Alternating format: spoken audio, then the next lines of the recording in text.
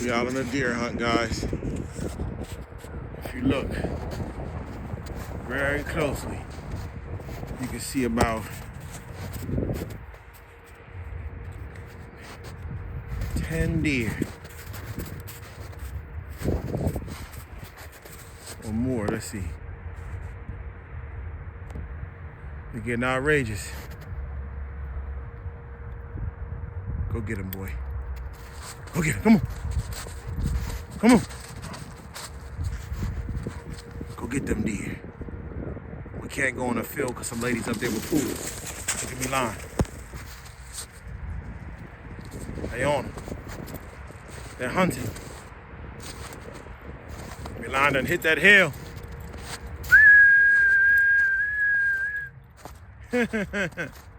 Oh man, they done hit the hill. They chasing them deer.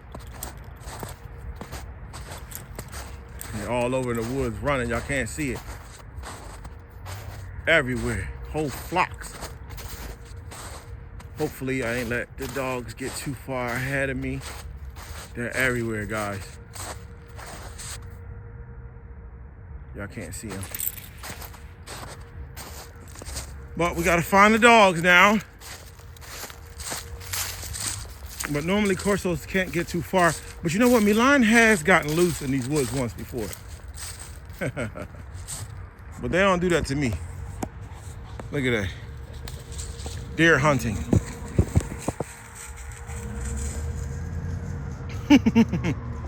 Milan's 117 pounds right now. There's even more deer. I don't know if y'all can see and watch.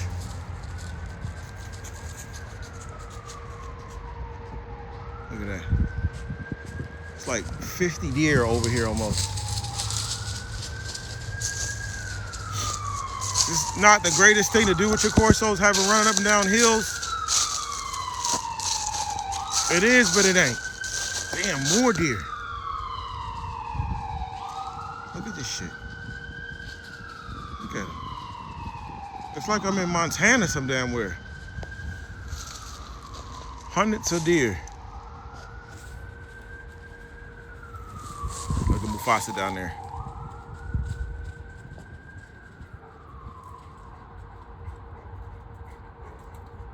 Down deep in the woods.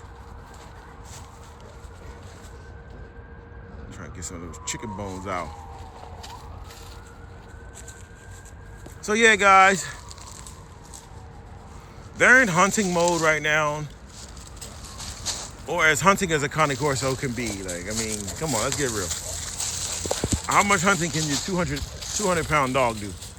Well, 120 pound dog. We've been in the house for a while, guys. Almost a month, maybe more. It's been icy. And, you know, when it's 15 degrees, Milan!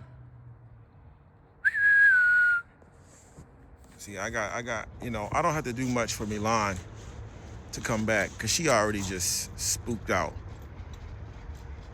But she has ran off with my wife, so that's why I got these shock collars.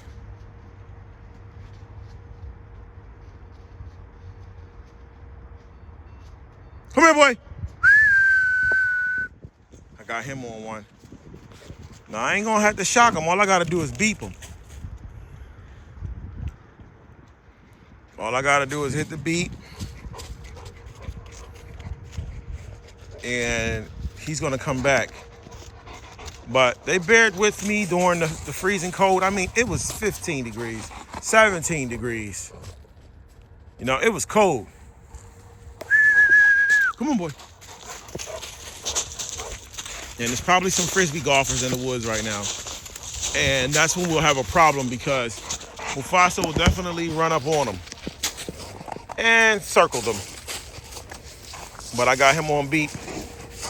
Look, he's thirsty because he knocks over all the water bowls at home and slings them. Now he won't be thirsty. But the importance of getting your puppy outside is very important, especially breeds with lots of muscles like this guy. A lot of you guys, you know, y'all don't exercise y'all dogs. And I'm gonna touch on that real quick. A lot of y'all don't exercise y'all dogs, then y'all dogs have the most horriblest behavior ever. Now, mind you, I haven't taken these guys out in a month or less. But when they go outside at 13 degrees, it works their muscles out to a point. They go out in 13 degrees, it works their muscles out and it makes them want to, you know, kind of go into hibernation mode. So when they don't really want to be out in 13 degrees. Now, it didn't bother Mufasa at all, but Milan and the rest of the dogs, they weren't feeling those. Even one day my wife got upset, it was 2 degrees outside. And I mean, you know, the dogs didn't really want to be outside in that. So, and also the muscles were able to get a good workout. Basically, you know, vibrating in the heat. Milan, get over here. Milan! See, now Milan done went. She's, Milan! I don't have problems with Milan, but she, you know, she can be like mischievous. You know, like say someone's over there and she's far away from me, she's gonna want to go sniff them and check them out and all this other extra stuff. And I don't like that because this is a big dog and people are gonna be intimidated, especially when they see a black person with a dog. They don't think, you know, the dog is friendly or they don't understand. But in Baltimore, a lot of people understand, but I've seen a few people spooked out when they seen these dogs. I mean, the bullies, they'll grab them by the collar and return them to me. Like, here, buddy, you lost your dog? But Corso will have them scared. But I want to go back to that subject of, a lot of you guys do not exercise your dogs. And your dogs have the worst behavior ever. They're not stimulated. They don't have a purpose or job. So your dogs are just stuck in their own mind. Hey, now right now, I'm letting these dogs get their curiosities out. You know, they're sniffing other animals, they're hunting. It's kind of in a way creating a bad behavior because they're following trails and tracks and it's leading them away from me. But it's all part of being a dog, being curious. This breed, kind of Corso, is very like curious, very playful. They're very energetic. They can be very laid back. You know, everything wrapped in one. After this, they're gonna go home and sleep. But right now they're in curious mode. They're just curious. They're not gonna try to go capture a deer. They know they can't catch it. But they'll chase it and have a good time, but they're not gonna go too far away from me. This is a puppy and he has to develop his muscles. He has to develop his coordinations. But most importantly, he has to develop a stable temperament. Because being a male kind of Corso and being of a different breed, I don't know exactly what bloodline he is yet. His papers haven't come in. And also with that being said, I don't know how his parents were. I don't know how her parents were, per se. But what I do know is that when you give a dog a purpose to either chase a ball or go for a walk or, you know, or a long ride and they're just sniffing out the window, whatever that case may be, maybe they go somewhere and they're meeting people and petting people, or they go to a dog park and play. When you give a dog a job, come on, that dog is going to have a stable temperament. You know, it's going to know how to act in different situations. You get what I'm saying? It's going to know how to behave around other people, other animals, cars. You know, you can literally bring a dog out and it's scared of a car, scared of a stroller, scared of a this or that, because you're not taking your dog outside. But a lot of you guys buy a dog and don't do nothing with them. So we ain't been doing nothing with our dogs. We've been just putting them in the yard and they've been wrestling and tearing up the backyard. So now it's time to get back out here. You see how close they are? Because these types of dogs, they don't want to go away from their owner. They just want to protect. Come on. They just want to protect. And that's the truth. They just want to stay close to their owners. Look at this. Look how close this dog is. They don't want to go too far away. Although they can do that. You know, but they got it out of their system, and now look. On my heel.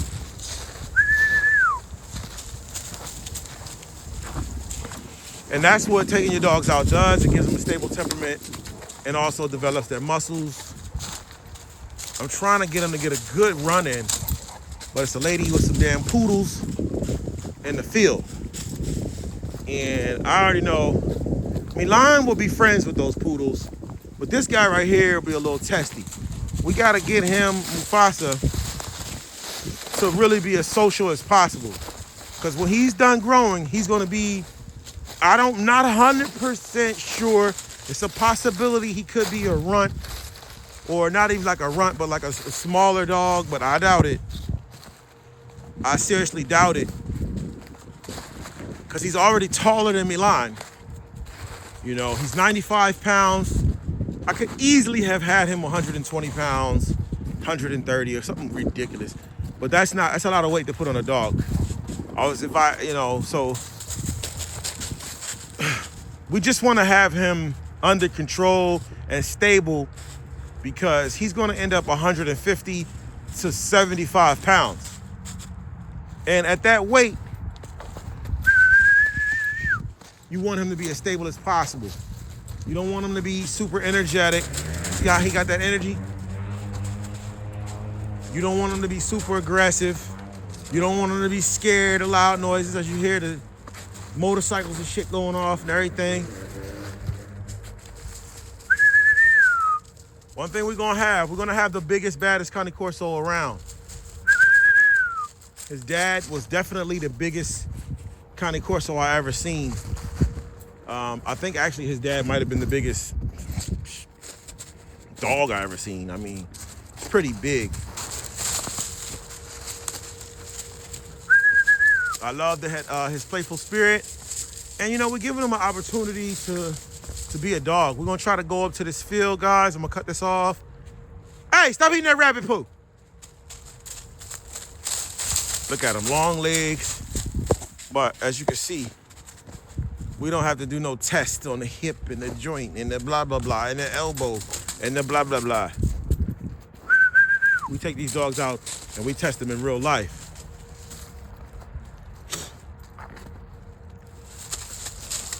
Milan is 5 years old. Great skin, great temperament, man.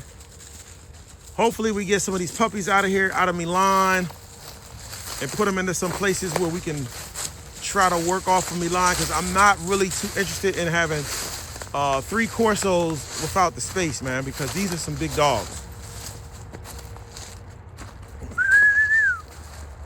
So hopefully we can have some people that want to breed the Corsos and keep in touch. You know, because I'm going to need a female in the future, because Milan's 5 years old.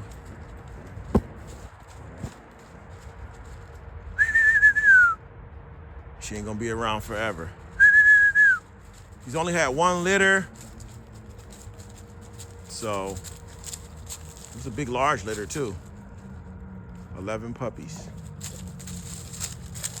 Milan, sit. Sit, Milan. Milan, sit. Sit, boy. Down. Down. Look, he knows what to do, but he wants to play. Sit. Oh, he's smart. He wants to sit somewhere dry. These dogs are smart, guys.